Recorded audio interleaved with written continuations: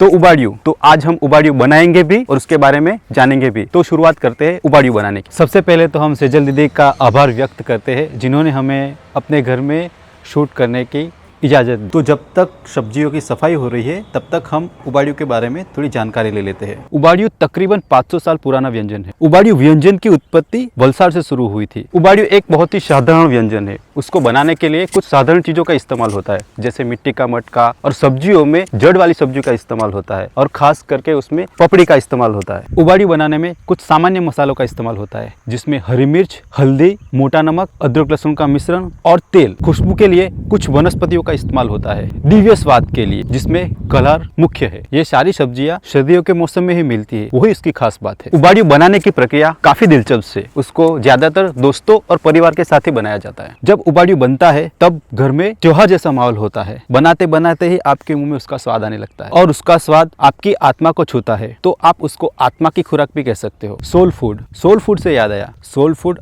African लोगों ने इजाद किया था। अफ्रीकन काले गुलाम लोगों ने। पहले के जमाने में काले अफ्रीकन लोगों को गुलाम बनाया जाता था और उनसे खेतों में काम करवाया जाता था, खास करके पश्चिमी देशों में। उनके साथ बहुत ही बुरा बर्ताव किया जाता था। उनको मालिक के घर से काफी दूर रखा जाता था और जंगलियों की तरह काम करवाया जाता था। पेट भर खाना भी नहीं मिलता था। जो भी सब्जियां बचती थी उसको एक साथ एक पतीले में डाल के बनाते थे और मालिक तक खाना बनाने की आवाज ना पहुंचे इसलिए वो लोग गाना गाते थे और कुछ साधारण मसालों का इस्तेमाल करते थे। उसको कहते थे वो लोग सोल फूड, आत्मा का खुराक। तो ये हमारा सोल फूड है, लेकिन हमारे सोल फूड के साथ ऐसी कोई दुखद घटना जुड़ी हुई नहीं है। तो सब्जियों में आलू, शकरकंद, रतालू जिसे पर्पल यम भी कहा जाता है, और पपड़ी मुख्य है। उबाड़ियों बनाने के लिए मिट्टी के मटके का इस्तेमाल होता है। वो नया या पुराना कोई भी चलेगा। अगर आपको उसको बार बार इस्तेमाल करना है तो उसको आप लोहे के तार से बांध के रखिए। उबाड़ियों को गोबर के उपले से बनाया जाता है और उसमें सूखी टहनियों का इस्तेमाल भी होता है। तो कैसे, देखते हैं।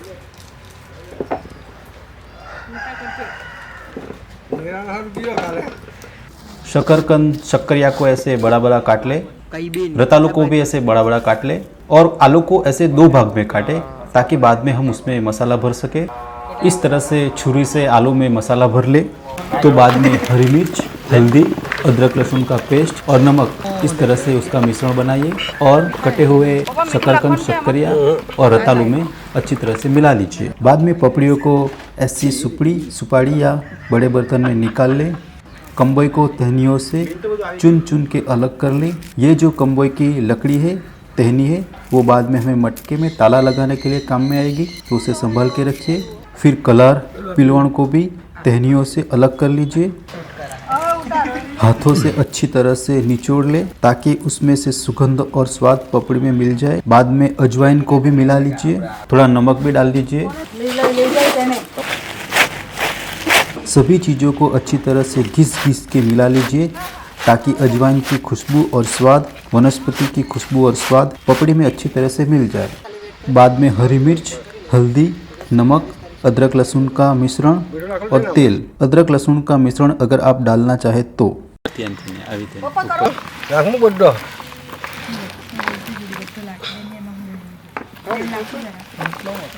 तो मटके में सब्जियों को कैसे भरते हैं वो जानते हैं। ऐसा एक मिट्टी का मटका होता है, उसमें सबसे मुख्य चीज़ है कलर। तो वो हम कलर इसमें डालेंगे ताकि उबाड़ियों जल ना जाए और कलर की जो खुशबू होती है, जो भी हमने सब्जियां डाली है उसमें वो खुशबू चली जाए। पहले नीचे नमक डाल दिया, जैसे उसको उल्टा करेंगे तो नमक का जो भी रस है वो नीचे आएगा, वो पूरी सब्जियों में मिल जाएगा। तो पहले उसमें नमक डालते हैं। अब हम डालेंगे आलू। अब हम डालेंगे उसमें शकरकंद और रतालू। रतालू को पर्पल यम भी कहते हैं इंग्लिश में। उसमें लेयर लगते हैं, पहले नमक थोड़ा डालते हैं, फिर पपड़ी, फिर आलू, फिर ये कंद, शकरकंद और रतालू, उसके ऊपर वापस पपड़ी।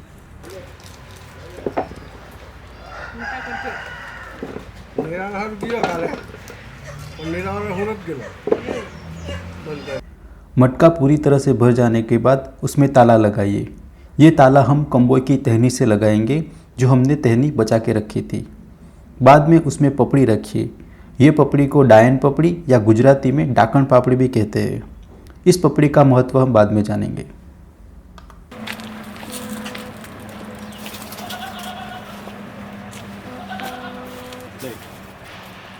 પણ મૂકો આવે છે હજુ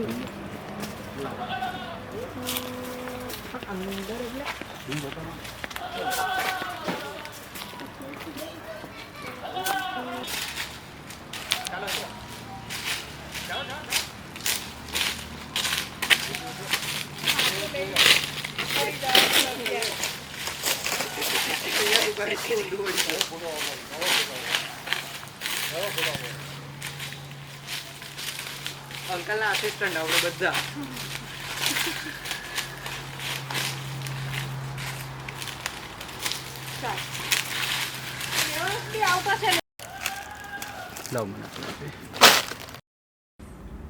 मटका भर जाने के बाद मटके को खुली जगह में ज़मीन पर उल्टा रख दीजिए और मटके के नीचे पपड़ी को रख दीजिए। बाद में मटके को उठाकर हम मालूम कर सके कि उबाड़ियों पक गया है कि नहीं। अगर पपड़ी पक गई है तो हमारा उबाड़ियों भी तैयार हो गया है। बाद में मटकों को चारों ओर से गोबर के उपले से ढक दीजिए।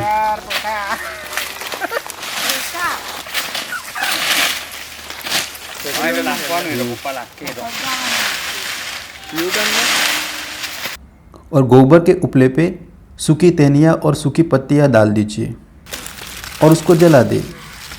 बाद में 1 या 1.5 घंटे बाद उसको आप देखिए।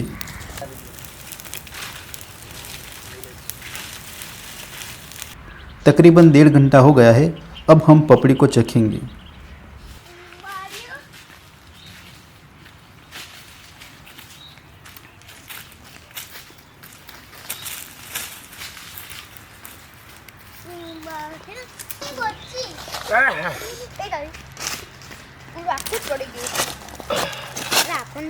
આપો બરોબર નહીં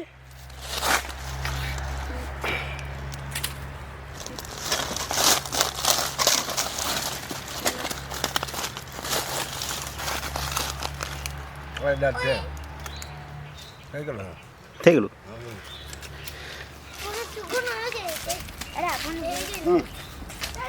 हमारा उबाड़ियों तैयार हो गया है, पक गया है।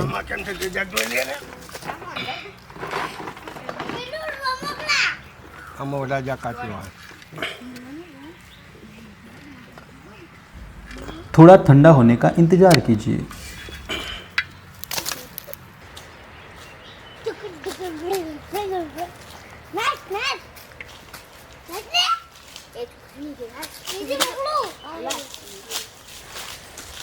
जब तक उबाड़ियों ठंडा हो रहा है तब तक हम इन वनस्पतियों के बारे में जान लेते हैं।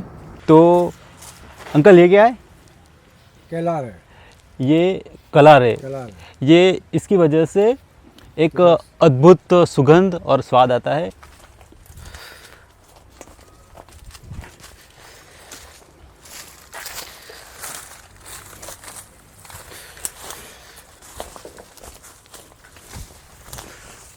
ये अच्छा, तो ये वनस्पति ये कम्बोया है। ये कलार और ये एकदम मुख्य चीज़ है कुबाड़ी बनाने के लिए। और क्या डाला जाता है? पापड़ी। लेकिन पिलवा इधर नहीं है, वो तो गांव में है। पापड़ी के बारे में जानेंगे। और ये हमारे गेस्ट आ चुके हैं। हमारे ये है विशाल भाई, हमारे मेकअप आर्टिस्ट। ये पापड़ी है। अच्छा, ये पापड़ी है। इसको ये देसी पापड़ी है ना अंकल? हाँ देसी। अच्छा अच्छा, ये पिलवण है। ये पिलवण है। ये उसका डोर है। अच्छा, बी वाला। ओके। इससे मिठास बहुत पकड़ता है।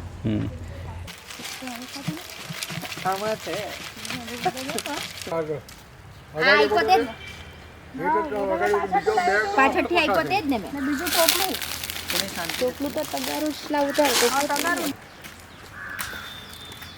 કયો કેવા ચિકન સાચી મરજી અંદર જ મૂકી લઈને હતા ખાલી સોદાવાના ઘરવાળાને એમ જ ચાર 20-30 રૂપિયા મોબાઈલ મળતો છે આખો ની ભરાઈ જતી તે મુકલા એટલા કોઈડા જવાનું 6:45 પહેલા જવાનું દીકરા ખસ